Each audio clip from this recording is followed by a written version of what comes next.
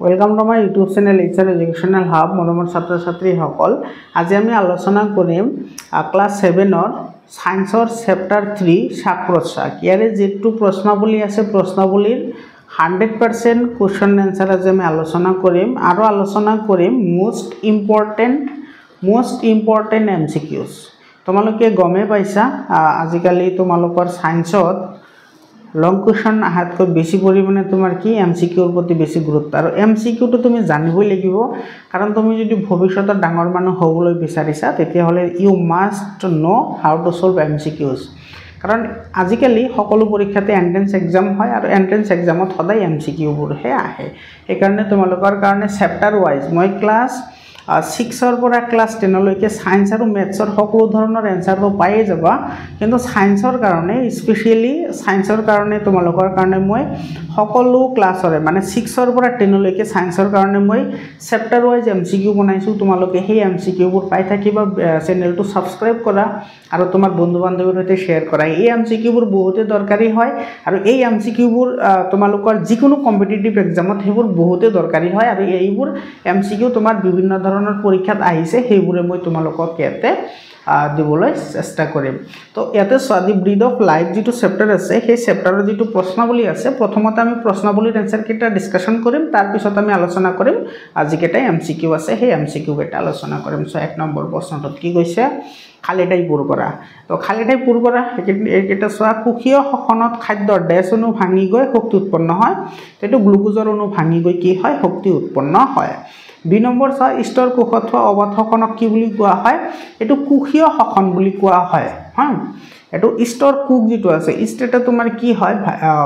অনুজীৱ হয় যেটো তোমাৰ পাউৰুটি প্ৰস্তুতকৰণত ব্যৱহাৰ কৰা হয় ইয়াৰে তোমাৰ দেহত সদায় অবাধ শোষণ সংঘটিত হয় অবাধ শোষণ মানে অক্সিজেনৰ অনুপস্থিতিত কি হয় সংঘটিত হয় আৰু এটো কোষৰ ভিতৰত সংঘটিত হয় কাৰণে এটো কুক্ষীয় শোষণ বুলিও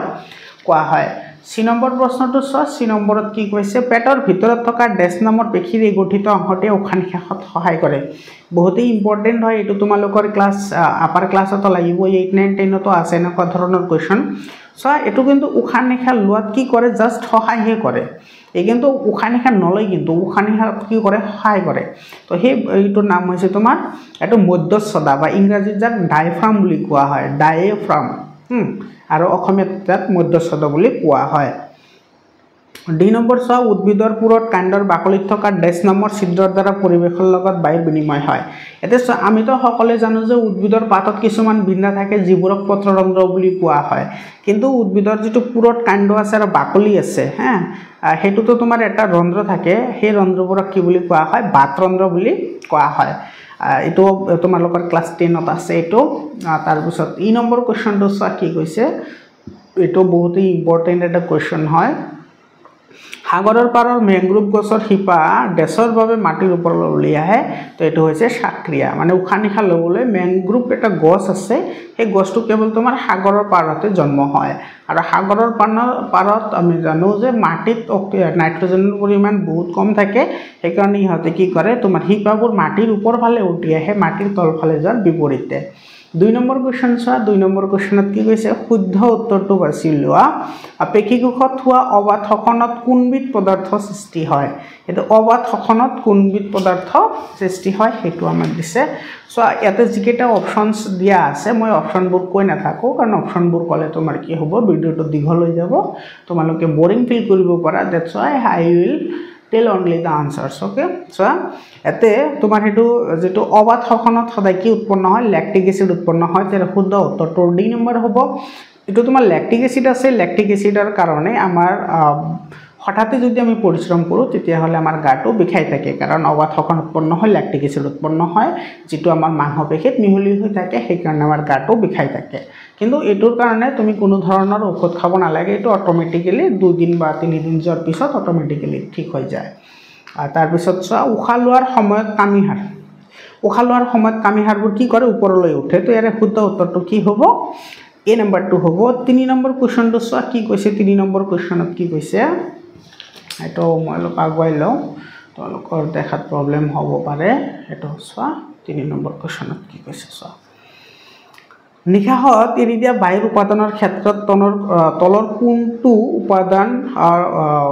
উপাদানৰ ক্ষেত্ৰত কোনটো কথা অশুদ্ধ এতিয়া চোৱা কেৱল অক্সিজেন থাকে আমি এৰি দিয়াৰ কথা কৈছে আমি নিশাহত এইটো সদায় কি দিওঁ আমি কাৰ্বন ডাই অক্সাইড দিওঁ হয়নে নাই কাৰ্বন ডাই অক্সাইড দিওঁ তাৰপিছত চোৱা এটা যেটো এ নম্বৰ যেটো অপশনস আছে কেৱল অক্সিজেন থাকে কেৱল কাৰ্বন ডাই অক্সাইড থাকে কেৱল জলীয় বাষ্প থাকে আৰু আটাইবোৰ থাকে এটা চোৱা আমাৰ যেতিয়া আমি নিশা লওঁ হা মানে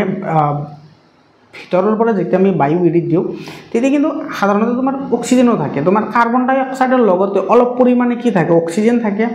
জলীয় বাষ্পও থাকে আৰু এই জলীয় বাষ্প থাকে কাৰণে তুমি যেতিয়া গ্লাছ এটা ফু মাৰি দিয়া গ্লাছ এটা ফু মাৰিলে গ্লাছটোৰ ওপৰত বগা এটা তৰপ পৰে নে নাই হেতু তোমাৰ জলীয় বাষ্প থাকে কাৰণে পৰে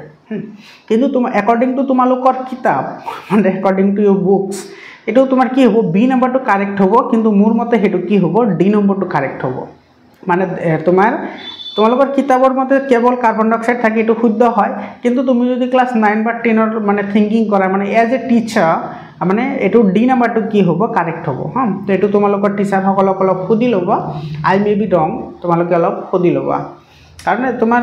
উখাহতে এৰি দিয়া যেটো তোমাৰ আমাৰ গেছ আছে গেছত অক্সিজেন থাকে কাৰ্বন ডাই অক্সাইড থাকে জলীয় বাষ্প থাকে গুটেকেইটা থাকে কিন্তু তোমালোকৰ কিতাপ মতে এটো হে থাকে তোমালোকে অলপমান এটো কনফিউজন কৰি ল'বা হা এটো তোমালোকক ৰিকুৱেষ্ট কৰিলো ইয়াৰ পিছত চোৱা 4 নম্বৰ কি কৈছে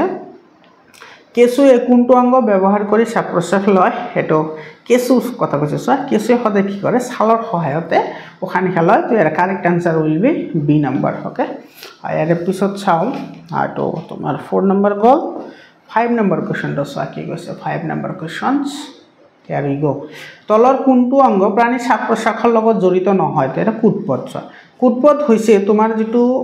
এমিবা আছে হা এমিবাই যেটো খাদ্য গ্ৰহণ কৰা যেটো অংগ হেটো নাম হৈছে কুটপথ জলকুল মানে ফুল হয় মাছে গ্ৰহণ কৰে ছাল কেঁচুৱে গ্ৰহণ কৰে পত্ৰৰন্ধ্ৰ উদ্ভিদে কি কৰে শ্বাস প্ৰশ্বাস লয় এটো পত্ৰৰন্ধ্ৰ পাতত থকা বিন্দুবোৰ তো কুটপথৰ দ্বাৰা খাদ্য গ্ৰহণ কৰা হয় এটো তোমাৰ উশাহ নিশাহৰ লগত কোনো কাম নাই 3 নম্বৰ কোৱেশ্চন চোৱা 3 নম্বৰ কোৱেশ্চনত কি কৈছে চোৱা কি অৱস্থাত শ্বাস প্ৰশ্বাসৰ হাৰ কম বেছি হ'ব পাৰে এটো 3 নম্বৰ কোৱেশ্চন হয় এটো চোৱা এটো তুমি এনেদৰে আনসাৰ লিখিবা কাৰ্যৰ ওপৰত ভিত্তি কৰি শ্বাস প্ৰশ্বাসৰ হাৰ কম বেছি হ'ব পাৰে দৌৰা বা খেলাৰ সময়ত বা মানসিক উদ্বিগ্নতা হাতৰা আদিৰ সময়ত শ্বাস প্ৰশ্বাস খৰতীয়া হয় মানে সোনকালে হয় দৌৰিলে আমাৰ সোনকালে উশাহ নিশাহ ল'ব লাগে আনহাতে শুই থাকিলে বা বহি থাকিলে শ্বাস প্ৰশ্বাস সাধাৰণভাৱে চলে মানে নৰমালি চলে আমি তেতিয়া খৰতীয়াকৈ ল'ব নালাগে লাহে লাহে ল'ব নালাগে হেটো নৰমালি চলি থাকে ইয়াৰ পিছত চোৱা 3 বি নম্বৰ যেটো কোৱেশ্চনস আছে হেটোত কি কৈছে চোৱা খাদ্যৰ কোনবিধ উপাদানে প্ৰধানকৈ শক্তিৰ উৎস হিচাপে কাম কৰে এতে চোৱা এটোৰ আনসাৰ তুমি এনেদৰে লিখিবা কাৰ্বোহাইড্ৰেট অৰ্থাৎ গ্লুকোজে শক্তিৰ উৎস হিচাপে কাম কৰে ইতে চোৱা ইয়াতে যেটো মই আনসাৰ লিখিছো এটো চোৱা খাদ্যৰ কোনবিধ উপাদানৰ কথা কৈছে হয়নে ইতে চোৱা খাদ্যৰ উপাদান হৈছে কাৰ্বোহাইড্ৰেট বা গ্লুকোজ এটো তোমাৰ কি কৰে শক্তিৰ উপাদান হিচাপে কাম কৰে কিন্তু তোমাৰ কাৰ্বোহাইড্ৰেট বা গ্লুকোজে হক বা শ্বেতসাৰে হক হে কিন্তু অক্সিজেনৰ অবিহনে কোনো কি কৰিব নোৱাৰে তোমাৰ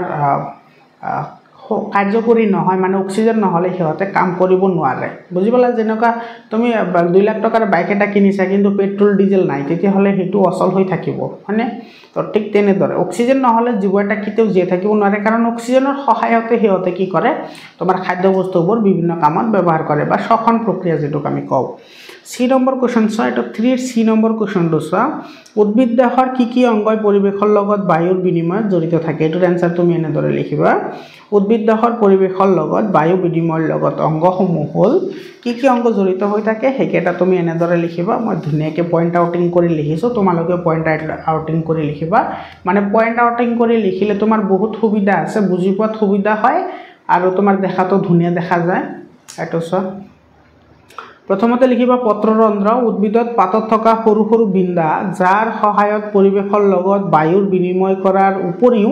অতিৰিক্ত পানী বাষ্পীভূষণত সহায় কৰে তাৰ 2 নম্বৰ লিখিবা বাতৰন্ধ্ৰ উদ্ভিদৰ ডাল ছাল শিপা আদিত থকা ৰন্ধ্ৰ বা বিন্দা যাৰ সহায়ত বায়ুৰ কি হয় বিনিময় হয় তো এই দুটা বস্তু তোমালোকে এটোত লিখিবা 3 নম্বৰ কোৱেশ্চন চোৱা 3 নম্বৰ কোৱেশ্চনত কি কৈছে লালকীয়া শ্বাস প্ৰশ্বাসত কি অংগ ব্যৱহাৰ কৰে তোমালোকে লালকী চিনি পাইছানে লালকী মানে হৈছে তোমাৰ ভেকুলীৰ একেবাৰে প্ৰাথমিক অৱস্থাত যেটো পোৱালি থাকে হেতুক লালকী বুলি কোৱা হয় ভেকুলী বেং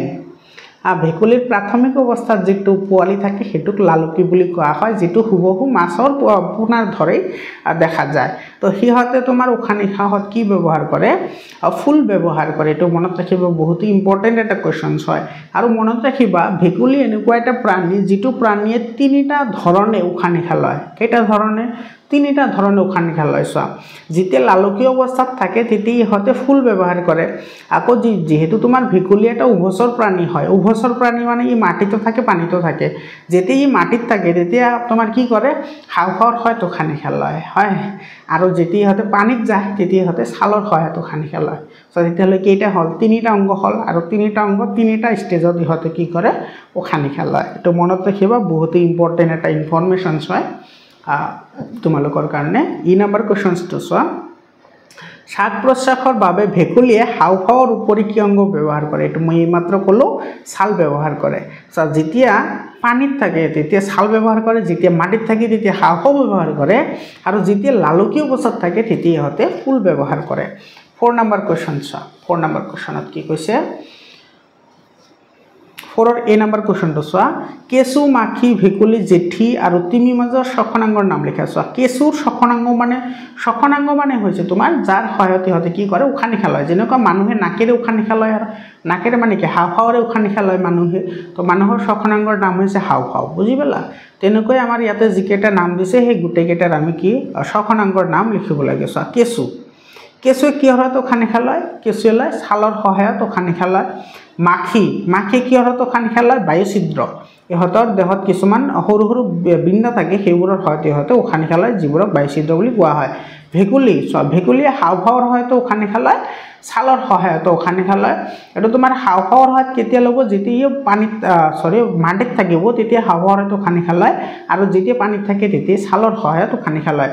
জেঠীয়েও ছালৰ হয়তো উশাহ নিশাহ লয় আৰু তিমি মাছে কি কৰে হাওঁফাওঁৰ হয়তো উশাহ নিশাহ লয় তোমালোকে সকলোৱে জানা মাছসমূহে সদায় ফুলৰ সহায়ত বা জলক্ৰমৰ বা গ্লীলৰ সহায়ত কি কৰে সিহঁতে উশাহ নিশাহ লয় কিন্তু তিমি মাছ হলেও কি কৰে হাওঁফাওঁৰ হয়তো উশাহ নিশাহ লয় তাৰ পিছত শিশু যেটো মাছ আছে হেটোও তোমাৰ কি কৰে হাওঁফাওঁৰ সহায়ত উশাহ নিশাহ লয় ইয়াৰ পিছত চোৱা যেটো 4 বি নম্বৰ যেটো কোৱেশ্চনছ আছে হেতুলৈ আমি আগবাঢ়িছো মৰমৰ ছাত্ৰ ছাত্ৰী সকল তোমালোকে ভিডিওটো লাইক কৰা শেয়াৰ কৰা কমেন্ট কৰা আৰু তোমালোকে জয়েন বটনত ক্লিক কৰি জয়েন হোৱা পিডিএফ পাবলৈ আৰু সায়েন্স আৰু মেথছৰ সকলো ধৰণৰ এনসাৰ তোমালোকে পাবলৈ জয়েন বটনত ক্লিক কৰি জয়েন হোৱা মৰমৰ ছাত্ৰ ছাত্ৰী সকল 4 বি নম্বৰ কোৱেশ্চনটো চোৱা উদ্ভিদৰ শিপাই কেনেদৰে শ্বাস প্ৰশ্বাস লয় এটা বহুত ইম্পৰ্টেন্ট এটা কোৱেশ্চন হয় তুমি কিন্তু এইবোৰ কথা মনত ৰাখিব লাগিব কাৰণ তোমাৰ আপাৰ ক্লাছত এইবোৰ কথা বহুত দৰকাৰ হয় চোৱা এটা তুমি এনসাৰ এনেদৰে লিখিবা উদ্ভিদৰ শিপাত থকা কণ চুলিৰ ধৰে অংশ থাকে এইবোৰে মাটিত থকা বায়ুৰ পৰা অক্সিজেন শোষণ কৰে আৰু কাৰ্বন ডাই অক্সাইড ওলাই দিয়ে তুমি এখিনি লিখিলে সাফিসিয়েন্ট একেবাৰে 100% কাৰেক্ট হয় মৰমৰ ছাত্ৰ ছাত্ৰী সকল তোমালোকে কিন্তু মেইন কিতাপ ফলো কৰিবা যিকেইটা এনসাৰ মই লিখিছো গুটেকেইটা মেইন কিতাপৰ পৰাই এনসাৰবোৰ লিখিছো সেইকাৰণে তোমালোকৰ টিচাৰ সকল অলপ পৰিমাণে কৰিবা কাৰণ আজিকালি মানে ক'ব নালাগে মানে বহুত টিচাৰ আছে যিহতে মানে মোবাইল ইউজ কৰে মোবাইল ইউজ কৰে মানে তোমাৰ কিছুমান অনলাইন ওয়েবসাইট আছে যিবোৰৰ পৰা এনসাৰ লিখে সেইবোৰত কিন্তু বহুত এনসাৰ ভুল থাকে কিতাপৰ লগত নিমিলে সেইকাৰণে তুমি সদায় কিতাপ ফলো কৰা মই বাৰে বাৰে কৈ থাকো কিতাপ ফলো কৰা কিতাপ ফলো কৰিলে যেটো তোমাৰ নলেজ আহিব হেতু পিওৰ নলেজ আহিব 100% পিওৰ সকলো তোমাৰ অনলাইন কিন্তু কাৰেক্ট নহয় আৰু মই যিবোৰ এনসাৰ তোমালোকক দি আছো তোমালোকে যদি চেপ্টাৰ পঢ়িছা তেতিয়া হলে তোমালোকে 100% মই গ্যাৰান্টি দিও তোমালোকে এখিনি বুজি পাবা কোনো ধৰণৰ প্ৰবলেম নাহিব যদি তোমালোকে কিতাপ পঢ়িছা বুজি পালেনে সো যেটো সি নম্বৰ কোৱেশ্চনছ আছে হে সি নম্বৰ কোৱেশ্চনটো মই অলপ আগতে এবাৰ আলোচনা কৰিছো বহুত ইম্পৰ্টেন্ট কোৱেশ্চনছ হয় এই কোৱেশ্চনবোৰ তোমাৰ জানা দৰকাৰ তোমাৰ লাইফৰ লগত জড়িত হ'ব ডেইলি লাইফৰ লগত সো কি কৈছে অধিক সময় ধৰি কঠোৰ পৰিশ্ৰম কৰাৰ অন্তত গা বিখাই কিয় কেতিয়াবা যদি হঠাতে যদি আমি পৰিশ্ৰম কৰো বা দৌৰি থাকো তেতিয়া হলে আমাৰ গাটো বিখাই যায় ওৰে বাপৰে আমাৰ টেবলেট খাব লাগে মানে এনেকুৱা এটা অৱস্থা হৈ যায় কিন্তু কিহৰ কাৰণে হয় সেই কাৰণটো আজি আমি জানিম ঠিক আছে সো এটাৰ আনসাৰ কেনেকৈ লিখিবা সো অধিক পৰিশ্ৰম কৰিলে কোষবোৰৰ বেছি শক্তিৰ প্ৰয়োজন হয় আমি তো সকলোৱে জানো যে আমাৰ শৰীৰৰ যিবোৰ কোষ আছে সেই কোষবোৰে কাৰ্য কৰিলেহে মানুহে কি কৰিব পাৰে কাৰ্য কৰিব পাৰে মানে কোষসমূহ সক্ৰিয় হ'লেহে আমাৰ শৰীৰে কি কৰিব পাৰে কাৰ্য কৰিব পাৰে তো ইয়াৰে তাৰপিছত তুমি লিখিবা কিন্তু এই প্ৰয়োজন আমি কেৱল উশাহৰ সহায়ত পাব নোৱাৰো সো যেহেতু তোমাৰ অধিক পৰিমাণৰ শক্তিৰ প্ৰয়োজন হয় সেই কাৰণে আমি কেৱল উশাহ নিশাহ ল'লে আমাৰ কি নহয় উশাহ নিশাহ ল'লে আমাৰ সেই শক্তিৰ প্ৰয়োজন নহয় ফলত আমি কি কৰো ফলত আমাৰ কোষত কি হয় অবাধ শ্বসনৰ দ্বাৰা শক্তি উৎপন্ন হয় অবাধ শ্বসন মানে যেটো অক্সিজেনৰ অনুপস্থিতিত সংঘটিত হয় আৰু সেই অবাধ শ্বসনত তোমাৰ কি হয় ল্যাকটিক এসিড উৎপন্ন হয় বুঝি পালা আৰু এই ল্যাকটিক এসিডৰ কাৰণে আমাৰ কি কৰে গাটো বিষাই থাকে এই ল্যাকটিক এসিডৰ বাবে গাৰ পেশীবোৰ বিষাই থাকে বুঝি পালা এটোৰ কাৰণে তুমি কোনো ধৰণৰ টেবলেট বা মেডিসিন লোৱাৰ কোনো দৰকাৰ নাই দুই এদিন ৰেষ্ট ললেই আকৌ মানে নৰমাল অৱস্থাত আহি যাব এৰ পিছত চোৱা হেতু কিছুমানক এই প্ৰশ্নটো যিসকলে সায়েন্স ভাল নাপায় সেইসকলক যদি এইবোৰ প্ৰশ্ন সুধা তেতিয়াহলে তোমাক মানে উল্টাকে বেয়াকে ক'ব পাৰে আমি হাসি আৰু কাম আৰু কিয় এটো সুধিব পাৰে নাই যে আমাৰ হাসি আহে কিয় আৰু কা আহে কিয় এটো এই কথাটো কিহৰ কাৰণে আনসাৰ নৰমাল যেটো আনসাৰ হেতু তুমি এনেদৰে লিখিবা তোমালোকৰ কিতাপত এইবোৰ বহুত ধুনিয়াকে দিয়া আছে বৰ্তমান ছাত্ৰ ছাত্ৰী সকল তোমালোকে সায়েন্সৰ বিষয়ে সায়েন্সৰ বিষয়ে অলপমান যদি কিউৰিসিটি দেখুৱা নাই তোমালোকৰ লাইফটো ইমানে ইজি হ'ব তুমি ভাবিবই নোৱাৰিবা মানে সায়েন্স এনেকুৱা এটা বস্তু যেটো তোমাৰ মানে কবলৈ গলে তোমাৰ ভৰিৰ আঙুলিৰ পৰা তোমাৰ মূৰৰ চুলিলৈকে সকলো সায়েন্স আৰু সায়েন্সে আছে হয় আৰু এই সায়েন্সবোৰ তুমি যে ডক্টৰ হবা সায়েন্স পঢ়ি হিটোৰ লগত কোনো ৰিলেশন নাই তুমি সায়েন্স পঢ়লে যে ডক্টৰ হ'ব লাগিব ইট ডাজন্ট ম্যাটাৰ তুমি সায়েন্সটো পঢ়া তোমাৰ জীৱনটো সুচল কৰাৰ কাৰণে হয় তোমাৰ লাইফটো সুচল কৰাৰ কাৰণে তোমাৰ জীৱনটো সৌন্দৰ্য বৰ্ধনৰ কাৰণে তুমি সায়েন্স পঢ়া সায়েন্সটো বহুত এটা ভাল এটা সাবজেক্ট হয় সো এটোৰ আনসাৰ তুমি কেনেকে লিখিবা এটা নেদৰে লিখিবা আমি যেতিয়া উশাহ লও তেতিয়া অক্সিজেন এটো O2 মানে অক্সিজেন হয় হ্যাঁ O2 মানে অক্সিজেনৰ লগতে ধূলি বালি জলীয় বাষ্প আদি আমাৰ নাকেৰে হুমায় এটো তো আমি সকলোৱে জানো যে আমাৰ বায়ুমণ্ডলত কেৱল অক্সিজেনে নাথাকে আমি বাসাদন হত ইমানে জ্ঞানী যে সদায় পৰিবেশ প্ৰদূষণ কৰি থাকো তো সেই পৰিবেশ যেতিয়া প্ৰদূষণ হৈ থাকে হেবোৰ তো আমাৰ নাকেৰ ভিতৰে আমাৰ আকৌ হাওঁতে যাব হয় নে নাই তো যেনেকুৱা হৰিণৰ মাংস হৰিণৰ বৰি তেনেকুৱা মানুহৰ ধ্বংসৰ কাৰণ তো যিবোৰ তোমাৰ ধুলিবালি থাকে বা জলীয় বাষ্প থাকে বা বেয়া বস্তু থাকে হেবোৰ আমাৰ নাকেৰে ভিতৰত হুমাই আহে যিবোৰ আমাৰ বাবে অদৰকাৰী যিবোৰ আমাৰ দৰকাৰ নহয় আমাৰ দৰকাৰ কেৱল অক্সিজেন কিন্তু আহে বেলেগ বস্তু হেয়ে হাসি আৰু কাম আৰু যাতে হেবোৰ অলাগতিয়াল বস্তুবোৰ দেহৰ পৰা কি কৰে বাহিৰলৈ ওলাই যায় যাতে হেবোৰ তোমাৰ আমাৰ দেহত যাতে হুমাব নোৱাৰে সেই কাৰণে আমি হাসি আৰু কাম আৰু যাতে হেবোৰ আমাৰ দেহৰ পৰা ওলাই যায় ইয়াৰ পিছত 3 নম্বৰ কোৱেশ্চনটো চোৱা শ্বাস প্ৰশ্বাসৰ হাৰ মানে কি শ্বাস প্ৰশ্বাসৰ হাৰ মানে কি প্ৰাপ্তবয়স্ক সকলৰ এই হাৰৰ মান উল্লেখ কৰা এতিয়া এটোৰ আনসাৰ তুমি এনেদৰে লিখিবা এটো এটা বহুত মানে জানিবলগীয়া এটা কথা হয় এটো চোৱা এটোৰ আনসাৰ তুমি এনেদৰে লিখিবা প্ৰতি মিনিটত আমাৰ বুকুখন যিমানবাৰ ওপৰলৈ উঠে বা তললৈ নামে তাক শ্বাস প্ৰশ্বাসৰ হাৰ বোলে আৰু প্ৰাপ্তবয়স্ক সকলৰ মানে তোমাৰ 19 ৰ পৰা তোমাৰ 11 to 19 হা এটো বা 19 to তোমাৰ 25 এনেকুৱা হলে তো প্ৰাপ্তবয়স্ক বুলি কয় প্ৰাপ্তবয়স্ক বা 26 বছৰ 19 ৰ পৰা 26 বছৰৰ যিবোৰ তোমাৰ 7 বছৰ আছে এইবোৰ প্ৰাপ্তবয়স্ক বুলি কয় এই প্ৰাপ্তবয়স্ক যিখিনি সময় আছে সেইখিনি সময় তোমাৰ শ্বাস প্ৰশ্বাসৰ হাৰ কিমান থাকে 12 to 16 মানে 12 to 16 প্ৰতি মিনিট মানে 1 মিনিটত আমি 12 বাৰ উশাহ নিশাহ লও বা 16 বাৰ উশাহ নিশাহ লও ইয়াৰ মাজত থাকে ইয়াৰ কম হলেও মানে প্ৰবলেম হ'ব ইয়াৰ বেছি হলেও কি হ'ব প্ৰবলেম হ'ব এতিয়া আহিছো আমাৰ 5 নম্বৰ লৈ এইবোৰৰ আনসাৰ কিন্তু অলপমান ডাঙৰ হ'ব তোমালোকে ভয় খাব নালাগে মই ডাইৰেক্টলি কিতাপৰ পৰা এইবোৰ লিখিছো বহুত ধুনিয়াকৈ লিখিছো তোমালোকে বুজিব বা কোনো ধৰণৰ টেনচন ল'ব নালাগে তোমালোকে জয়েন বটনত ক্লিক কৰি জয়েন হোৱা মৰমৰ ছাত্ৰ ছাত্ৰী সকল মই তোমালোকক মোৰ পাৰ্সোনাল কন্টাক্ট নাম্বাৰটো দি দিম তোমালোকে এনি টাইম যিকোনো ধৰণৰ কোৱেশ্চন তোমালোকে মোক খুদিব পাৰা বিশেষকৈ তোমাৰ সায়েন্সটো ইমান ইন্টাৰেষ্টিং কৰাম তোমালোকে মানে বুজিব নোৱাৰিবা যে ইমান কিয় ভাল লাগে হয় এতিয়া আহিছো আমি 5 ৰ এই নম্বৰ যেটো কোৱেশ্চনছ আছে হেতু লৈছো মানুহৰ উশাহ নিশাহ লোৱা পদ্ধতিটো ব্যাখ্যা কৰা এটো তুমি আনসাৰটো এনেদৰে লিখিবা চোৱা উশাহ লোৱাৰ সময়ত মধ্যস্থতাখন আৰু কামিহাৰৰ মাজৰ পেশীবোৰ কোচ খায়, ফলত কামিহাৰ ওপৰলৈ উঠে, ফলত হাওঁফাওৰ আয়তন বৃদ্ধি হয় আৰু চাপ হ্ৰাস কৰে। এই চাপ পাবৰ বাবে বায়ুমণ্ডলৰ পৰা নাসাৰন্ধ্ৰ, শ্বাসনলী আৰু হাওঁফাওৰ সহায়ত অক্সিজেন কি কৰে গ্ৰহণ কৰে আৰু ইয়াকে কি বুলি কোৱা হয় শ্বাস বা উশাহ লোৱা বুলি কোৱা হয়। মৰমৰ ছাত্ৰ ছাত্ৰীসকল এই কথাখিনি তোমালোকৰ কিতাপতো আছে, মই কেৱল সেন্টেন্স প্যাটাৰ্নটো চেঞ্জ কৰিছোঁ, মানে অলপমান বদলাই দিছোঁ সেন্টেন্স প্যাটাৰ্ন মানে বাক্যৰ ধৰণটো। ইয়াৰ পিছত তুমি এনেদৰে লিখিবা, পেৰাগ্ৰাফটো চেঞ্জ কৰি লিখিবা, উশাহ লোৱাৰ পিছত মধ্যস্থতা আৰু কামিহাৰ আগৰ অৱস্থানলৈ ঘূৰি যায়, ফলত হাওঁফাও আৰু বক্ষ গহ্বৰৰ আয়তন কমে আৰু নাসাৰন্ধ্ৰদি কাৰ্বন ডাই অক্সাইড CO2 মানে হৈছে কাৰ্বন ডাই অক্সাইড বাহিৰলৈ ওলাই দিয়া হয়, ইয়াকে প্ৰস্ৰাৱ বা নিশাহ লোৱা বোলা হয়। বুজি পালা? তুমি এইখিনি লিখিলে বহুত ধুনীয়া এনসাৰ হৈ যাব, সাফিচিয়েন্ট হৈ যাব। ইয়াৰে পিছত চোৱা 5ৰ যেটো বি নাম্বাৰ কোৱেশ্চনছ আছে, বি নাম্বাৰ কোৱেশ্চনটো আমি চাওঁ। এটো 5ৰ বি নাম্বাৰ কোৱেশ্চন চোৱা। 5ৰ বি নাম্বাৰ কোৱেশ্চনত কি কৈছে, প্ৰাণীয়ে কিয় শ্বাস প্ৰশ্বাস লয়, অবাধ শ্বসন আৰু সবাধ শ্বসনৰ মাজত অন্ততঃ 4টা প্ৰভেদ লিখা। এটো তুমি এনসাৰ এনেদৰে লিখিবা। এটোৰ এনসাৰ চোৱা, এটো তুমি কেনেদৰে লিখিব পাৰা। এটো চোৱা, প্ৰাণীয়ে সবাধ শ্বসনৰ দ্বাৰা শক্তি উৎপন্ন কৰে, এই শ্বসনত অক্সিজেনৰ প্ৰয়োজন হয় বাবে উশাহ লয়, আনহাতে শ্বসনত উৎপন্ন হোৱা বৰ্জিত কাৰ্বন ডাই অক্সাইড এৰি দিয়াৰ বাবে প্ৰশ্বাস লয়। এটা শ্বাস প্ৰশ্বাস কিয় লয়, আমাৰতো অক্সিজেন লাগিবই, অক্সিজেন নহ'লেতো মানুহ জীয়াই থাকিব নোৱাৰে, কাৰণ খাদ্যৰ পৰা গ্লুকোজ উৎপন্ন হ'বলৈ হ'লে অক্সিজেন লাগিবই, মাষ্ট বি, সেইকাৰণে আমি উশাহ লওঁ। এতিয়া আমাৰ যিটো শ্বসন প্ৰক্ৰিয়া আছে বা শ্বসন প্ৰক্ৰিয়া আছে, সেইটোতো তোমাৰ কি হয়, কাৰ্বন ডাই অক্সাইড উৎপন্ন হয়, আৰু সেই কাৰ্বন ডাই অক্সাইডখিনি আমাৰ কাৰণে অদৰকাৰী হয়, সেইকাৰণে আমি কি কৰিব লাগে, প্ৰশ্বাস ল'ব লাগে, যাতে কাৰ্বন ডাই অক্সাইডখিনি আমাৰ দেহৰ পৰা ওলাই যায়। ইয়াৰ পিছত তুমি এনেদৰে লিখিবা, অবাধ শ্বসন আৰু সবাধ শ্বসনৰ মাজৰ 4টাকৈ পাৰ্থক্য হ'ল, তুমি এনেকৈ ভাগ কৰি লিখিবা। মই আগতেও কৈছোঁ, তোমালোকে আগৰ ভিডিঅ'বোৰো চাই ল'বা, মই আগতেও বহুতকেইটা চেপ্টাৰৰ এনসাৰ আৰু মোষ্ট ইম্পৰ্টেণ্ট MCQবোৰ ডিছকাশ্যন কৰিছোঁ। তোমালোকে তাতো মই কৈছোঁ যে যিবোৰ তোমাৰ ডিফাৰেঞ্চিয়েশ্যন লিখিবলৈ আহে বা পাৰ্থক্য লিখিবলৈ আহে, সেইবোৰত তুমি সদায় এনেকৈ টেবুলেশ্যন পদ্ধতিটো ইউজ কৰিবা, মানে ভাগ ভাগ কৰি লিখিবা। এটো সবাধ শ্বসন লিখিবা, এফালে অবাধ শ্বসন লিখিবা। সবাধ শ্বসনত লিখিবা অক্সিজেনৰ উপস্থিতিত সংঘটিত হয়, অবাধ শ্বসনত লিখিবা অক্সিজেনৰ অনুপস্থিতিত সংঘটিত হয়।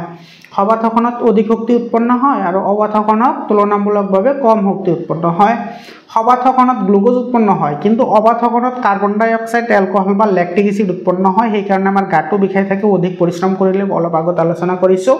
আৰু সবাধ শ্বসনটো কোষৰ কোষ কেন্দ্ৰত সংঘটিত হয়, কিন্তু অবাধ শ্বসনটো কোষৰ কোষ প্ৰৰখত কি হয়, সংঘটিত হয়। কোষ প্ৰৰখ কোষৰ এটা অংশ হয়, যেটো কোষৰ কোষ কেন্দ্ৰৰ বাহিৰত থাকে, সেইটো জলীয় পদাৰ্থ থাকে, সেইটোক আমি কোষ প্ৰৰখ বুলি কওঁ, তাতে সংঘটিত হয়। 5ৰ চি নাম্বাৰ যেটো কোৱেশ্চন আছে, সেই কোৱেশ্চনটো চোৱা কি কৈছে, উদ্ভিদে শৰীৰৰ বিভিন্ন অংগৰ দ্বাৰা পৰিৱেশৰ লগতে কেনেকৈ গেছৰ বিনিময় কৰে। তো এইটোৰ এনসাৰ তুমি এনেদৰে লিখিবা, উদ্ভিদে পৰিৱেশৰ লগত গেছৰ বিনিময়ৰ বাবে তলত দিয়া অংগবোৰ ব্যৱহাৰ কৰে। এতিয়া কি অংগ ব্যৱহাৰ কৰে, এইটো তুমি এনেদৰে এনসাৰবোৰ লিখিবা। বহুত ধুনীয়াকৈ মই পইণ্ট আউটিং কৰি লিখিছোঁ। এইটো চোৱা, মৰমৰ ছাত্ৰ ছাত্ৰীসকল, PDF পাবলৈ তোমালোকে জইন বটনত ক্লিক কৰি জইন হোৱা। সায়েন্স আৰু মেথছৰ সকলো ধৰণৰ এনসাৰ তোমালোকে এইটো ইউটিউব চেনেলতে পাই যাবা। সব পত্ৰৰন্ধ্ৰ, প্ৰথমতে লিখিবা পত্ৰৰন্ধ্ৰ। পাত আৰু কোমল কাণ্ডত থকা সৰু সৰু বিন্দুবোৰক পত্ৰৰন্ধ্ৰ বোলে। পত্ৰৰন্ধ্ৰৰ সহায়ত বায়ুৰ পৰা কাৰ্বন ডাই অক্সাইড, CO2 মানে কাৰ্বন ডাই অক্সাইড গেছ গ্ৰহণ কৰে, O2 মানে অক্সিজেন ওলাই দিয়ে, আৰু অতিৰিক্ত পানী ৰক্ষী কোষৰ সহায়ত বাহিৰলৈ প্ৰচ্ছেদনৰ সহায়ত ওলাই দিয়ে। প্ৰচ্ছেদনৰ বিষয়ে তোমালোকে আগতেও পঢ়ি আহিছা। উদ্ভিদে পত্ৰৰন্ধ্ৰৰ সহায়ত অতিৰিক্ত পানীখিনি যি প্ৰক্ৰিয়াৰে বাহিৰত ওলাই দিয়ে, তাকে প্ৰচ্ছেদন বুলি কোৱা হয়, বা বাষ্পমোচন বুলি কয়, বা পত্ৰমোচন বুলিও কোৱা হয়। 2 নম্বৰত লিখিবা বাতৰন্ধ্ৰ। চোৱা, বাতৰন্ধ্ৰ কি হয়, উদ্ভিদৰ পুৰত, কাণ্ড আৰু ছালত থকা বিন্দুবোৰক বাতৰন্ধ্ৰ বোলে। বাতৰন্ধ্ৰই পত্ৰৰন্ধ্ৰৰ দৰে গেছ বিনিময়ত সহায় কৰে আৰু পানী বিনিময়ত সহায় কৰে। আৰু 3 নম্বৰত লিখিবা শিপা। উদ্ভিদৰ শিপা চুলিৰ দৰে সৰু সৰু শিপাৰ দ্বাৰা মাটিৰ লগত গেছৰ বিনিময় আৰু পানীৰ বিনিময় কৰে। এইখিনি এনসাৰ লিখিবা, হৈ যাব, বহুত ধুনীয়াকৈ হৈ যাব, ফুল মাৰ্ক পাবা তোমালোকে। মৰমৰ ছাত্ৰ ছাত্ৰীসকল, মই আকৌ কৈ আছোঁ, তোমালোকে মেইন কিতাপ ফ'ল' কৰিবা, মেইন কিতাপ ফ'ল' নকৰিলে কিন্তু প্ৰব্লেম পাবা। 5ৰ ডি নাম্বাৰ যেটো কোৱেশ্চন আছে, সেইটো চোৱা, হাওঁফাওৰ বাহিৰে অন্য কি অংগৰ দ্বাৰা বিভিন্ন প্ৰাণীয়ে উশাহ নিশাহ লয় বৰ্ণনা কৰা। এটোৰ এনসাৰ তুমি এনেদৰে লিখিবা কিছুমান প্ৰাণীয়ে দেহৰ আৱৰণৰ মাজেৰে শ্বাস প্ৰশ্বাস লয় যেনে কেঁচু জোক পঁইতাচোৰা আদি এবোৰে কি কৰে তোমাৰ দেহৰ আৱৰণত কিছুমান বিন্দা আছে সেইবোৰৰ সহায়ত কি কৰে শ্বাস প্ৰশ্বাস লয় উভচৰ প্ৰাণী উভচৰ মানে যিবোৰ তোমাৰ মাটিতে থাকে পানীতে থাকে সেইবোৰক উভচৰ প্ৰাণী বুলি কোৱা হয় যেনে ভেকুলীয়ে পানীত থকা অৱস্থাত ছালেৰে শ্বাস প্ৰশ্বাস লয় এতিয়া চোৱা কিছুমান প্ৰাণীৰ আকৌ দেহত থকা ছিদ্ৰৰ সহায়ত কি কৰে শ্বাস প্ৰশ্বাস লয় যেনে মহ মাখি পঁইতাচোৰা আদি ইহঁতৰ দেহত কিছুমান বিন্দা থাকে বা ছিদ্ৰ থাকে সেইবোৰৰ সহায়ত ইহঁতে উশাহ নিশাহ লয় তাৰ পিছত লিখিবা জলজ প্ৰাণী মানে যিবোৰ পানীত থাকে সেইবোৰক জলজ প্ৰাণী বুলি কোৱা হয় যেনে মাছে জলকুলুম বা ফুলৰ সহায়ত কি কৰে উশাহ নিশাহ লয় এতিয়া চোৱা সকলো জলজ প্ৰাণীয়ে কিন্তু জলকুলুম বা তোমাৰ ফুলৰ সহায়ত উশাহ নিশাহ নলয় কিছুমানে তোমাৰ কি কৰে হাওঁফাওঁৰ সহায়ত উশাহ নিশাহ লয় যেনেকুৱা তিমি মাছ শিশু মাছ হয়নে সেইবোৰে তোমাৰ কি কৰে হাওঁফাওঁৰ সহায়ত উশাহ নিশাহ লয় এতিয়া আহিছো আমাৰ 6 নম্বৰ কোৱেশ্চন এটো তোমাৰ একেবাৰে শেষৰ অনুশীলনীৰ শেষৰ প্ৰশ্ন ইয়াৰ পিছত আমি আলোচনা কৰিম এমসিকিউ বোৰ মোস্ট ইম্পৰ্টেন্ট এমসিকিউ আছে একেটা আলোচনা কৰিম 6 নম্বৰ 2 এটো তোমাৰ মানে ইন্টেলেকচুৱেল কোৱেশ্চন হয় এটো তুমি নিজে লিখিব লাগিব চিন্তা কৰি উত্তৰ লিখা তুমি থিংকিং কৰিব লাগিব চেপ্টাৰটো পঢ়াৰ পিছত তুমি কি বুজি পালা সেইখিনিৰ ওপৰতে গুৰুত্ব দিছে এই প্ৰশ্নকেইটা কিছুমান স্কুলত কিন্তু এইবোৰ নপঢ়ায় কিন্তু এইবোৰে বহুত দৰকাৰী হয় তোমাৰ থিংকিংটো হায়াৰ অৰ্ডাৰ কৰে তোমাক ভাবিবলৈ বাধ্য কৰায় আৰু এইবোৰ তোমালোকৰ টিচাৰসকলক অলপমান অৱগত কৰাবা যে স্যাৰ এইবোৰ আমি কেনেদৰে এনসাৰ কৰিব পাৰো সেই বিষয়ে আমাক অলপ শিকাও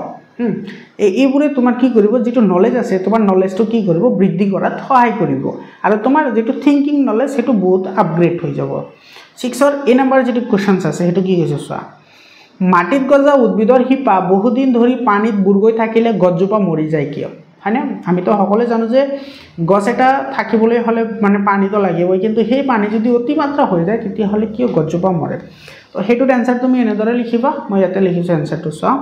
উদ্ভিদে শিপাৰ দ্বাৰা শ্বাস প্ৰশ্বাস লয় এই কথাটো আমি আগতেও জানো মানে শিপাৰ দ্বাৰা তোমাৰ কি কৰে সিহঁতেও অক্সিজেন গ্ৰহণ কৰে বা কাৰ্বন ডাই অক্সাইড গ্ৰহণ কৰে আৰু অক্সিজেন এৰি দিয়ে বা তোমাৰ বা মাটিৰ পৰা সিহঁতে কি কৰে নাইট্ৰজেন জাতীয় যিবোৰ পোষক দ্ৰব্য আছে সেইবোৰ গ্ৰহণ কৰে এটো লিখিব অৰ্থাৎ গেছৰ বিনিময়ৰ লগতে পানীৰ বিনিময় কৰে সঘনাই পানী থাকিলে যদি সদায় পানী থাকে গছৰ গুৰিত তেতিয়াহলে কি হ'ব গেছৰ আদান প্ৰদান নহয় আৰু পৰ্যাপ্ত পৰিমাণে পুষ্টি দ্ৰব্য মানে যিবোৰ উদ্ভিদৰ কাৰণে দৰকাৰী সেই পুষ্টি দ্ৰব্যবোৰ গ্ৰহণ কৰিব নোৱাৰে আৰু সেই কাৰণে গছটো কি কৰে মৰি যায় গছ এটা জীয়াই থাকিবলৈ হলে বহু ধৰণৰ পুষ্টি দ্ৰব্য লাগে যেনেকৈ নাইট্ৰজেন লাগে তাৰ পিছত পটাছিয়াম ফসফৰাছ এইবোৰ লাগে সেইবোৰ পৰ্যাপ্ত পৰিমাণে নাপায় যদি সদায় পানী থাকে 6 ৰ বি নম্বৰ কোৱেশ্চনটো চা কি কৈছে হিহু তিমি আদিয়ে মাজে মাজে মূৰটো পানীৰ পৃষ্ঠৰ ওপৰলৈ উলাই দিয়ে কিয় এটো মই অলপ আগতে আলোচনা কৰিছো এটোৰ এনসাৰ তুমি এনেদৰে লিখিবা হিহু তিমি আদিয়ে পানীত থকা অক্সিজেন গেছ গ্ৰহণ কৰে সাধাৰণতে বায়ুৰ তুলনাত পানীত কম পৰিমাণে অক্সিজেন থাকে হেয়ে হিহু তিমি আদিৰ অক্সিজেনৰ অভাৱ পূৰাবৰ বাবে মূৰটো পানীৰ ওপৰলৈ উলিয়াই দিয়ে আৰু অক্সিজেন গেছ গ্ৰহণ কৰে বুজি পালা মৰমৰ ছাত্ৰ ছাত্ৰী সকল এইখিনিতে আমাৰ অনুশীলনী শেষ এতিয়া আমি আহিছো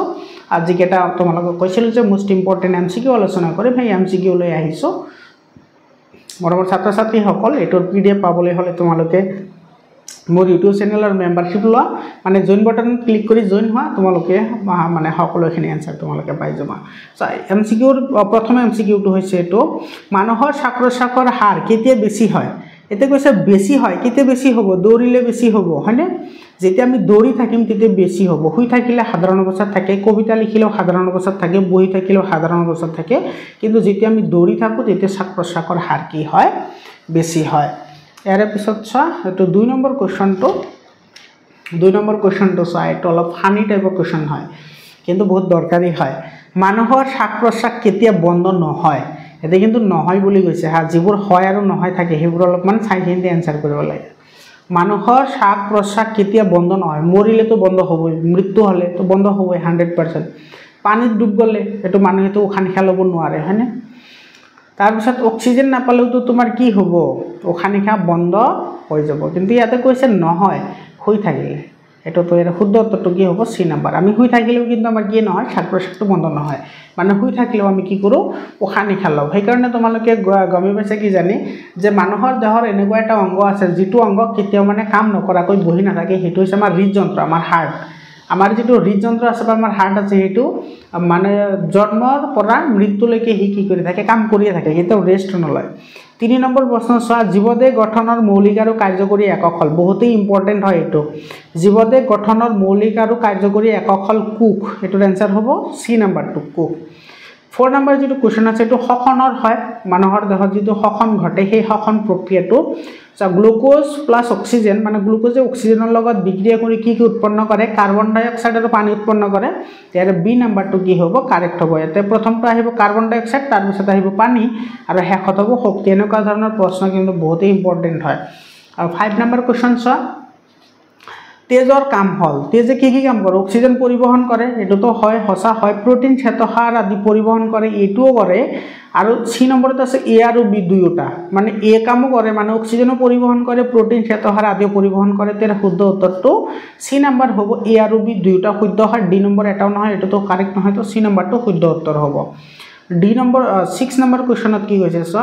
কোষীয় শ্বসনত শ্বসন কাৰ্য সংগঠিত হয় এটো বহুত ইম্পৰ্টেন্ট হয় সো কোষীয় শ্বসন মানে কি মানে যেটো কোষৰ ভিতৰত সংগঠিত হয় হেতু কোষীয় শ্বসন বুলি কোৱা হয় আৰু সেই কাৰ্যটো সংগঠিত হয় কোত সংগঠিত হয় এটো কোষৰ ভিতৰত তেৰ শুদ্ধ উত্তৰটো হ'ব কোত আৰু ডি নম্বৰটো কাৰেক্ট আনসাৰ হ'ব 7 নম্বৰ কোৱেশ্চনটো 7 নম্বৰ কোৱেশ্চন কি হৈছে কোনবিধ শ্বসনত গ্লুকোজৰ অণু জাৰণ ঘটি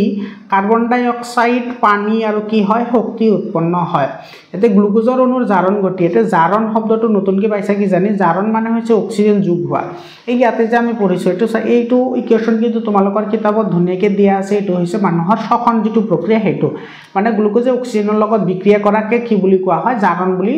কোৱা হয় তো ইয়াতে সোৱা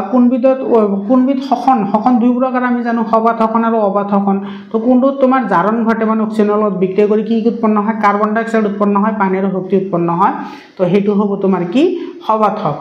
শ্বসনত কি হয় অক্সিজেনৰ যোগেদি অৰ্থাৎ কাৰ্বন ডাই অক্সাইড উৎপন্ন হয় এৰ পিছত চোৱা 8 নম্বৰ কোৱেশ্চনটো চোৱা 8 নম্বৰ কোৱেশ্চনত কি কৈছে এটো 8 নম্বৰ কোৱেশ্চন অবাত শ্বসন সংগঠিত কৰা প্ৰাণীৰ উদাহৰণ হল তো অবাত শ্বসন সংগঠিত কৰা প্ৰাণীৰ কৈছে তো এটো হ'ব কি ভেকুৰ ভেকুৰে সদায় কি কৰে অবাত শ্বসন সংগঠিত কৰে আৰু ভেকুৰবিধৰ নাম তুমি ইষ্ট তো মনত ৰাখিবা ইষ্ট নামৰ ভেকুৰবিধে সদায় কি কৰে অবাত শ্বসন সংগঠিত কৰে আৰু ইষ্ট যেটো ভেকুৰ আছে এই ভেকুৰটো মদ বনাবলৈ ব্যৱহাৰ কৰা হয় মদ বা পুৰা বনাবলৈ প্ৰস্তুত কৰা হয় 9 নম্বৰ কোৱেশ্চনটো চোৱা উশাহৰ সময়ত হাওফাওৰ আয়তন এটো যেতিয়া আমি উশাহ লওঁ তেতিয়া হাওফাওটো ডাঙৰ হয় সেই কাৰণে আমাৰ বুকুখনৰ ডাঙৰ হয় অৰ্থাৎ হাওফাওৰ আয়তন কি কৰে বাঢ়ে তো এটা বি নম্বৰটো কাৰেক্ট আনসাৰ 10 নম্বৰ কোৱেশ্চনটো বহুত ইম্পৰ্টেন্ট এটা কোৱেশ্চন হয় এটো চোৱা এ স্তম্ভৰ লগত বি স্তম্ভ মিলোৱা এই স্তম্ভত কি দি আছে সদ্যজাত শিশু প্ৰাৰম্ভিক শিশু কিশোৰ আৰু প্ৰাপ্তবয়স্ক আৰু বি স্তম্ভত দিয়া আছে 12 to 16 প্ৰতি minute 30 to 60 per minute 15 to 25 per minute 20 to 40 per minute মানে ইয়াতে তোমাৰ দিয়া আছে মানে মানুহৰ যেটো অৱস্থা বা স্টেজ হেতু দিয়া আছে আৰু ইফালে দিয়া আছে উশাহ নিশাহৰ হাৰ বা শ্বাস প্ৰশ্বাসৰ হাৰ দিয়া আছে ইয়াতে সোৱা যেটো সদ্যজাত শিশু আছে হয় সদ্যজাত শিশুটো থাকে তোমাৰ 30 ৰ পৰা 60 তাৰ মানে 1 নম্বৰটো যাব কিউৰ লগত তো ইয়াতে সোৱা যেটা অপচন আছে এই অপচন কেটাত সোৱা তুমি 1 নম্বৰটো কিউৰ লগত কোনটো আছে তোমাৰ ইফালে তোমাৰ এ নম্বৰত 1 নম্বৰটো পিৰ লগত আছে গতিকে এটো নহয় ইয়াতেও 1 নম্বৰটো এছৰ লগত আছে গতিকে এ আৰু বি দুটাটো এনে কেনসেল হল তাৰ পিছত সোৱা এটো আমি সাম সদ্যজাত শিশুৰ থাকে তোমাৰ 30 ৰ পৰা কি 60 থাকে প্ৰাৰম্ভিক শিশু হয় তো প্ৰাৰম্ভিক শিশুটো তোমাৰ কাৰ লগত থাকে প্ৰাৰম্ভিক শিশুৰ থাকে তোমাৰ 20 ৰ পৰা 40 মানে 2 নম্বৰটো আহিব এছৰ লগত তো 2 নম্বৰটো এছৰ লগত কোনটোত আছে সো সি নম্বৰটো চাও একটো কিউৰ লগত আছে এটো হসা 2 নম্বৰটো এছৰ লগত আছে এটো হসা 3 নম্বৰ আছে কিশোৰৰ থাকে তোমাৰ 15 ৰ পৰা তোমাৰ 25 ৰ ভিতৰত তাৰ মানে 3 টো আহিব তোমাৰ কি আৰৰ লগত তো 3 টো আৰৰ লগত তো এটো কাৰেক্ট হয় আৰু 4 নম্বৰ আছে প্ৰাপ্তবয়স্ক সকলৰ তোমাৰ কিমান থাকে 12 ৰ পৰা 16 মানে 4 নম্বৰটো আহিব পিৰ লগত তো 4 নম্বৰ পি আছে গতিকে আৰু শুদ্ধ উত্তৰটো হ'ব তোমাৰ সি নম্বৰটো কাৰেক্ট আনসাৰ হ'ব এনেকুৱা ধৰণৰ এমসিকিউ কিন্তু আজিকালি বহুত আহে পৰীক্ষাত যিবোৰ কম্পিটিটিভ এক্সাম হয় হেবোৰত আহে গতিকে তোমালোকে এইবোৰ সাৱধানেৰে এইবোৰ লক্ষ্য কৰিবা 11 নম্বৰ কোৱেশ্চন আছে মহ মাখি পইতাচোৰা আদিৰ সাধাৰণ বৈশিষ্ট্য হল মানে মহ মাখি পইতাচোৰা এইবোৰৰ সাধাৰণ বৈশিষ্ট্য কি আছে সকলোৰে পাখি আছে তো এটো হসা মহৰ পাখি আছে, মাখিৰ পাখি আছে, পঁইতাচোৰাৰ পাখি আছে। সখনাংগ হ'ল বায়ুছিদ্ৰ, এইটো সঁচা হয়। মানে মহেও তোমাৰ বায়ুছিদ্ৰৰ সহায়ত উশাহ নিশাহ লয়, মাখিয়েও বায়ুছিদ্ৰৰ সহায়ত উশাহ নিশাহ লয়, আৰু পঁইতাচোৰাৰ বায়ুছিদ্ৰৰ সহায়ত উশাহ নিশাহ লয়। আৰু প্ৰত্যেকে মাটিত থাকে, তো এইটোও সঁচা হয়। মৌ-মাখিবোৰে ক'ত থাকে? মাটিত থাকে। আৰু ডি নম্বৰ হৈছে সকলোবোৰ, এইটো সঁচা। বুজি পালা? তো ইয়াৰ শুদ্ধ উত্তৰটো কি হ'ব? ডি নম্বৰ হ'ব, সকলোবোৰ। ইয়াৰ পিছত চোৱা, এইটো 12 নম্বৰ কুৱেশ্যন চোৱা। 12 নম্বৰ কুৱেশ্যন, এইটো ছালেৰে উশাহ লোৱা প্ৰাণী হ'ল, ছালেৰে কি উশাহ নিশাহ লয়? কেঁচিয়েও লয়, জোকেও লয়। ইয়াৰ শুদ্ধ উত্তৰটো হ'ব চি নম্বৰ, এ আৰু বি দুয়োটা। কেঁচিয়েও ছালেৰে উশাহ নিশাহ লয়, জোকেও কি কৰে? ছালেৰে উশাহ নিশাহ লয়। 13 নম্বৰ কুৱেশ্যন চোৱা, মেংগ্ৰোভ গছৰ শিপা মাটিৰ ওপৰলৈ অহাৰ কাৰণ কি? এইটো হৈছে শ্বাসক্ৰিয়া, হয়নে? উশাহ নিশাহ লোৱাৰ কাৰণে সেই তোমাৰ মাটিৰ তলৰ পৰা কি কৰে? ওপৰলৈ উঠি আহে। 14 নম্বৰ কুৱেশ্যন চোৱা, কি কৈছে? উদ্ভিদে শিপাৰ সহায়ত শ্বাস প্ৰশ্বাস ল'ব পাৰে, এইটো শুদ্ধ নে অশুদ্ধ? শুদ্ধ হয় এইটো। উদ্ভিদে শিপাৰ সহায়ত কি কৰে? উশাহ নিশাহ ল'ব পাৰে। মৰমৰ ছাত্ৰ ছাত্ৰীসকল, এইটো চেপ্টাৰ শেষ। চেনেলটো ছাবস্ক্ৰাইব কৰা, তোমাৰ বন্ধু বান্ধৱীৰ সৈতে শ্বেয়াৰ কৰা, কমেণ্ট কৰা, লাইক কৰা, আৰু তোমালোকে মোক ছাপোৰ্ট কৰা, যাতে এটা ডিজিটেল বৰ্ড এটা কিনিব পাৰোঁ। মৰমৰ ছাত্ৰ ছাত্ৰীসকল, আজিৰ কাৰণে এইখিনিয়ে। আকৌ লগ পাম বেলেগ এটা ভিডিঅ'লৈ। ধন্যবাদ।